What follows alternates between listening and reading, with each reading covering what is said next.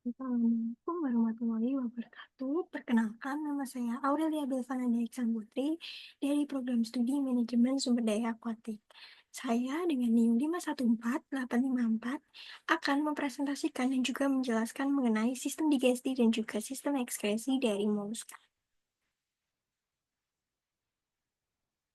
Untuk topik pembahasan yang saya ambil, terdapat 4 topik pembahasan. Yang pertama yaitu sistem digesti pada moluska, kemudian pada gastropoda, yang ketiga pada cephalopoda, yang terakhir ekskresi pada moluska.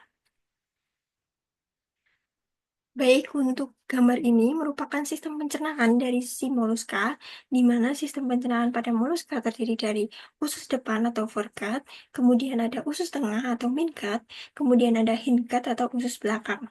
Di mana usus depan ini terdiri dari rongga bukal, kemudian ada rahang dan juga kelenjar salivary, dan yang terakhir yaitu esofagus. Untuk bagian usus tengah terdapat lambung, kemudian ada style sac dan juga kelenjar pencernaan, dan terdapat gastric caesium jika ada. Jadi hanya ada beberapa di spesies beberapa saja. Nah, kemudian yang terakhir ada usus belakang yang terdiri dari intestin atau usus, kemudian ada rektum dan juga anus. Untuk masing-masing fungsinya, dimulai dari rongga bukal, merupakan bagian awal dari saluran pencernaan, yang fungsinya sebagai tempat awal masuknya makanan dari si moluska tersebut. Kemudian ada rahang. Nah, pada rahang ini beberapa jenis moluska itu berfungsi untuk menggigit dan juga menghancurkan dari makanan tersebut. Kemudian ada kelenjar salivary, di mana di kelenjar ini tuh menghasilkan enzim yang merupakan pencernaan awal untuk membantu proses pencernaan tersebut. Untuk bagian usus tengah, terdapat lambung yang merupakan tempat di mana makanan tersebut dicerna oleh bantuan enzim, kemudian ada style sac. Struktur pada bagian ini tuh sangat unik pada moluska yang fungsinya itu untuk mengandung sekresi lendir, di mana untuk membungkus makanan dan juga membantu proses pencernaan. Kemudian ada kelenjar pencernaan dan juga gastrecesium, yaitu menghasilkan beberapa enzim pencernaan yang dapat memecah karbohidrat, protein, dan juga lemak. Untuk bagian usus belakang terdapat intestin atau usus, di mana bagian ini tuh merupakan fungsi tempat em, penyerapan nutrisi dari makanan si moluska tersebut. Nah, untuk rektum merupakan bagian akhir dari usus yang fungsinya sebagai tempat penyimpanan sementara sebelum dikeluarkan. Kemudian ada anus, yaitu lubang tempat feses itu dikeluarkan oleh tubuh. Slide selanjutnya menjelaskan mengenai kebiasaan makan dari moluska yang terdiri dari microphagus, kemudian ada particle feeding, yang ketiga ada scraping, omnivorous, herbivorous, dan juga fungal feeding, dan yang terakhir ada carnivorous feeding. Yang pertama terdapat bagian microphagus feeding atau biofilms, di mana pada kebanyakan moluska pada microphagus ini mereka memakan biofilm, yaitu lapisan mikroorganisme yang menempel pada lapisan permukaan. Jadi biasanya mereka itu memiliki alat khusus untuk mengikis atau menelan dari si biofilm tersebut. Nah, untuk particle feeding, yaitu pada bivalvia, sebagian besar itu ekstraksi makanan itu terjadi sebelum dikonsumsi dengan partikel-partikel yang disortir berdasarkan sifat fisiknya maupun sifat kimianya. Nah, untuk pemilahan partikel dalam bivalvia sendiri itu ada dibagi menjadi dua, yaitu pasif atau mechanical, kemudian aktif atau behavioral, yaitu kebiasaan. Nah, pasif ini dimungkinkan karena struktur organ penyortirnya yang mencakup seleksi berdasarkan ukuran, berat, dan juga bentuk, serta interaksi mekanisme lainnya. Nah, untuk aktif atau kebiasaan ini terjadi ketika perubahan diprakarsai oleh struktur pemilahan, misalnya oleh kontraksi otot, kemudian ada aktivitas silaris. Nah, karena rangsangan itu kualitas partikel, terutama pada isyarat kimiawinya. Nah, isyarat kimiawi ini fungsinya untuk membedakan partikel yang telah dilaporkan pada bivalvia sendiri. Nah, namun ukuran, bentuk, atau sifatnya itu belum sepenuhnya diabaikan. Yang ketiga ada scraping hard surface, di mana pada moluska ini memiliki kebiasaan di bagian memiliki radula yang kuat sehingga mereka tuh dapat mengikis ataupun memakan bagian permukaan yang keras seperti batu, kayu, ataupun mencari alga organisme lainnya. Kemudian ada omnivorous, itu mereka memakan segala jenis makanan, mulai dari tumbuhan, kemudian serangga, kemudian hewan-hewan kecil. Selanjutnya ada herbivorous, yaitu herbivora, yaitu memakan tumbuhan, seperti kita ketahui. Kemudian ada fungal feeding, yaitu memakan jenis jamur atau hifa. Kemudian ada carnivorous, yaitu karnivora atau serangga kecil. Kemudian ada hewan-hewan kecil lainnya. Untuk beberapa Cyanogastrophoda, suspensi feedingnya itu menunjukkan struktur rongga mantelnya pada penampang yang melintas. Nah, sebagian besar pencernaan dan juga penyerapannya itu terjadi di tubulus kelenjar pencernaan. Nah, proses yang sama itu juga terlibat dan terjadi pada tingkat yang berbeda-beda di seluruh gut, termasuk kerongkongan, crop, kemudian ada kelenjar pencernaan, usus, dan semuanya terbukti menyerap bahan yang dapat larut dari partikel. Nah, kemudian untuk proses pencernaannya itu dibagi menjadi tiga. Ada pencernaan ekstraseluler, intraseluler, dan juga protobench. Ekstraseluler sendiri merupakan enzim yang memecah makanan di dalam gut sehingga gut atau gut sehingga memungkinkan penyerapan oleh epitelium gut dan juga sel-sel pencernaan di kelenjar pencernaan. Kemudian untuk intraseluler, partikel makanan dan juga metaboliknya itu diponisitosis oleh sel-sel pencernaan dalam kelenjar pencernaan dan dicerna dalam sel tersebut, dan beberapa intraseluler itu dapat terjadi di dalam usus belakang. Kemudian yang terakhir ada protobench, di mana terutama pada bagian ini tuh menggunakan pencernaan ekstraseluler. Sedang dan beberapa outrobranch itu pencernaan intraselulernya sangat penting. Untuk enzim pencernaan di perut bivalvia yang sudah dijelaskan tadi, beberapa dapat menghasilkan enzim pencernaan. Yang pertama ada esterase, itu berfungsi untuk memecah lipid. Kemudian ada asam fosfat atau alkali fosfat, yang fungsinya itu mungkin terlibat dalam penyerapan dan juga fagositosis oleh bahan dari perut. Kemudian ada endopeptidase, yaitu misalnya trypsin yang fungsinya untuk memecah protein menjadi potongan-potongan yang lebih kecil. Dan yang terakhir, karbohidrase, yaitu kelompok enzim yang berfungsi untuk memecah karbohidrat. Selanjutnya yaitu sistem diskesti pada gastropoda yang terdiri dari mulut, kemudian ada otot-otot faring, esofagus, crop, stomach, terus kelenjar pencernaan, intestin, dan juga anus. Untuk mulut sendiri, ini merupakan titik awal di mana masuknya makanan ke dalam tubuh gastropoda. Nah, beberapa spesies itu memiliki radula atau semacam gigi yang bergigi atau lidah yang bergerigi untuk mengikis dan juga merobek dari makanan. Kemudian otot-otot faring, di mana bagian ini tuh dilengkapi dengan otot-otot kuat yang membantu dalam proses menelan makanan tersebut.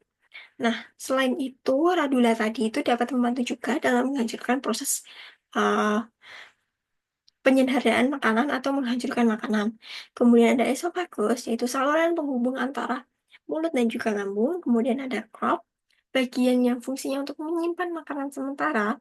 Kemudian ada kelenjar salivary atau kelenjar ini tuh menghasilkan enzim penyerahan yang sudah disebutkan tadi, dapat memecah menjadi karbohidrat, protein.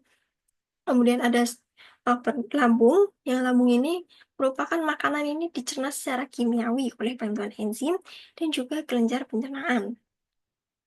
Kemudian ada intestin, merupakan bagian terakhir, bagian akhir dari saluran proses sistem pencernaan. Nah, disinilah nutrisi dan juga makanan itu dicerna oleh tubuh. Kemudian anus, lubang tempat sisa-sisa makanan yang tidak dicerna oleh tubuh itu dikeluarkan. Untuk kebiasaan makan dari moluska sendiri, yang sudah disebutkan tadi bahwa particle feeding ini pada beberapa kelompok gastropoda termasuk contohnya Crocidae itu telah berevolusi secara independen yang menjadi pemakan suspensi dari Ctenidia. Nah, namun ada pemilahan partikel di mana ditangkap sebelumnya meskipun pada Trochidae tersebut tentakel panjang pada bagian lubangnya itu untuk tempat masuk air dan mungkin dapat membantu mencegah masuknya partikel-partikel terbesar. Jadi pencernaan pada gastropoda ini sebagian besar itu merupakan ekstraseluler dan juga sebagian besar itu intraseluler. Nah, pencernaan ekstraseluler itu terjadi di perut dan sebagian usus, sedangkan intraseluler itu terjadi di kelenjar pencernaan dan juga kadang-kadang juga terjadi oleh amoebacites di perut.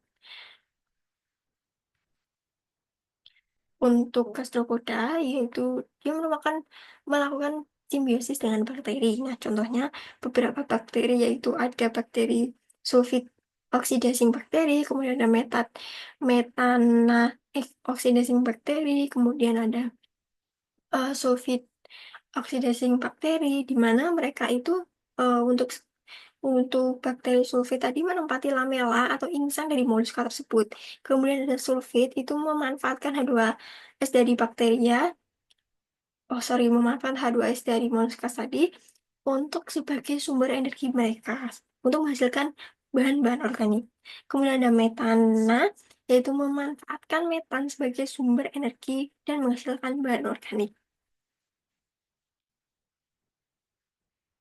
Untuk kebiasaan makanan selanjutnya itu carnivora feeding, di mana di beberapa gastropoda, misalnya Neogastropoda, itu sebagian besar memakan jaringan hewan yang baru saja mati atau hampir menjadi bangkai.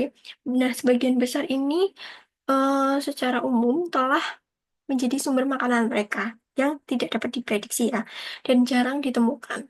Tapi scavenger itu mampu mendeteksi makanan dari kejauhan.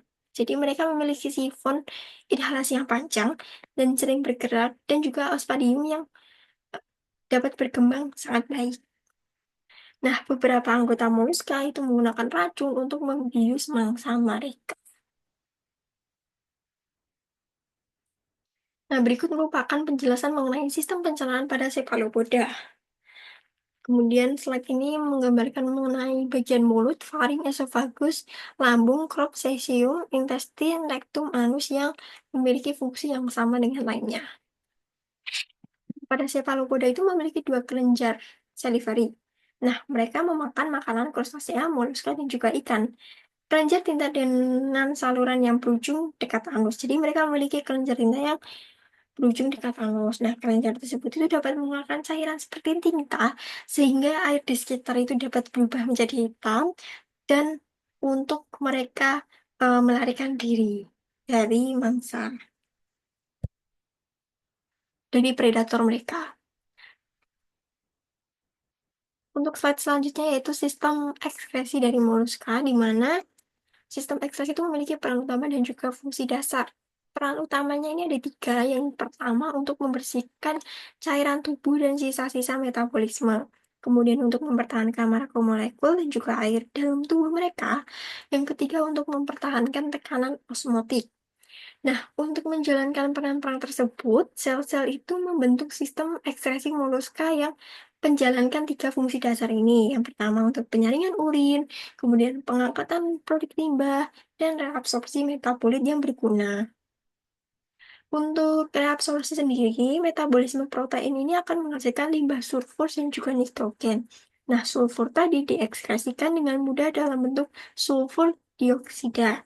Nanti nitrogen nanti biasanya akan diubah menjadi amonia dan kemudian menjadi urea atau asam urat.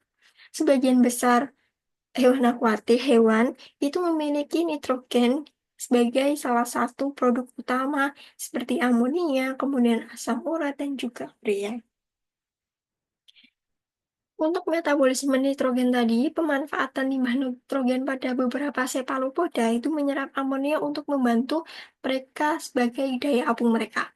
Nah, pada Tridacna itu bersimbiosis dengan algae, nitrogennya itu dimanfaatkan oleh algae di siang hari. Namun pada malam hari amonianya tadi itu dikeluarkan karena tidak ada fotosintesis.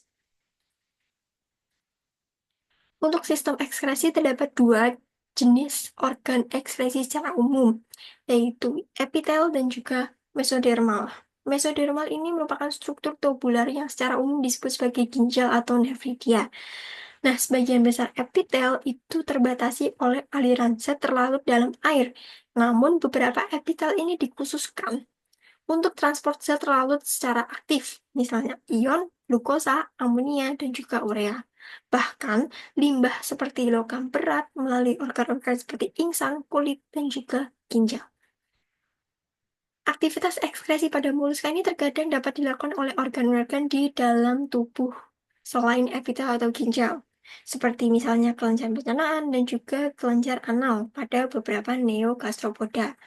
Nah, kompleks jantung, ginjal, dan pembuluh darah ini melakukan penyaringan reabsorpsi dan juga ekskresi yang masing-masing itu mereka mengangkut, menumpuk, mengeluarkan produk limbah. Di dalam perikardium, jantung moluska ini ditutupi oleh epitel atau epikardium, di mana di bawahnya itu terdapat matriks ekstraseluler yang menjadi tempat sel-sel podosit ini untuk melakukan filtrasi. Nah, filtrasi sendiri atau urin primer merupakan akumulasi dari rongga perikardial yang mengalir melalui saluran namanya renoperikardial di dalam ginjal, di mana reabsorpsi terjadi, misalnya air, glukosa. Nah, eksekresi dari sel-sel ginjal ini ditambahkan untuk membentuk urin akhir. Reabsorpsi pada gastropoda ini kemudian terbatas pada ginjal kanan. Nah, pada apogastropoda yang hanya memiliki ginjal kiri, ini bagaimana?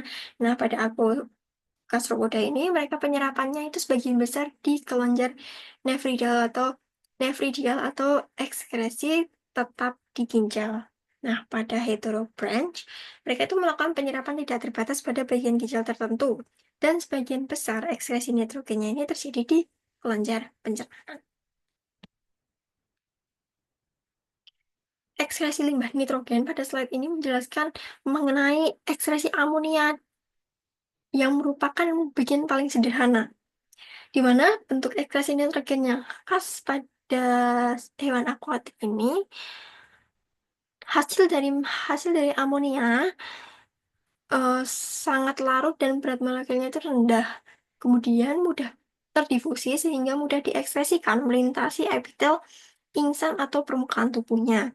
Nah, amonia beracun sehingga di dalam tubuh mereka tuh kadarnya tetap terjaga atau tetap rendah. Ekstrasi amonia ini membutuhkan air dalam jumlah yang besar sehingga tidak cocok untuk hewan darat. Namun dapat dikeluarkan dari tubuh sebagai gas seperti siput.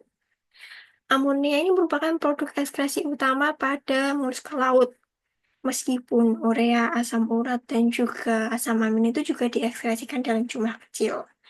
Ekskresi asam urat yang berasal dari purin ini tidak larut dengan dengan demikian ini memiliki toksisitas yang rendah, di mana hal ini tuh merupakan ideal untuk ekskresi nitrogen taksa terestrial karena memungkinkan untuk konservasi air.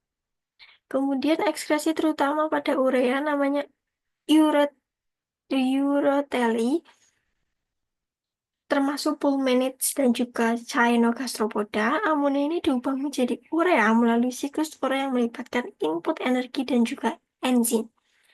Urea yang kurang beracun daripada amona tetapi dapat larut. Nah, jadi ekskresi limbah nitrogen ini melalui amon amonoteli, kemudian ekskresi amonia yang membutuhkan air dalam jumlah besar tadi.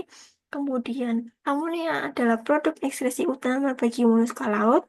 Kemudian ada orizoteli dan uroteli. Untuk slide selanjutnya yaitu podositas, di mana podositas ini berasal dari kata food cell.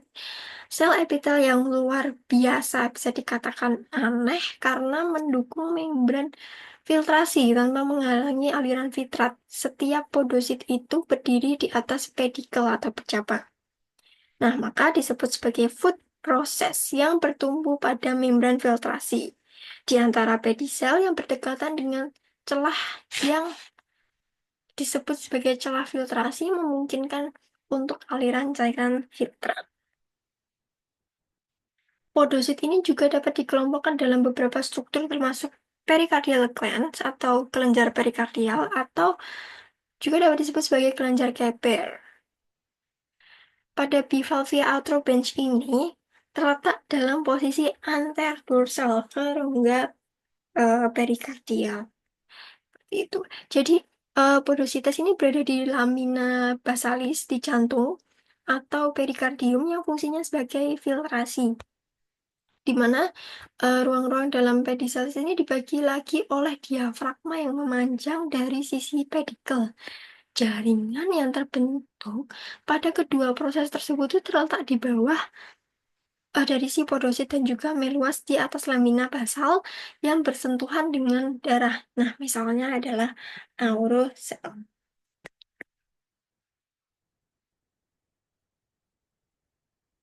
Podosit ini juga dapat dikelompokkan dalam beberapa struktur khusus, termasuk peridical glands atau kelenjar Keber. Keber. Seperti itu. Jadi, jadi terima kasih.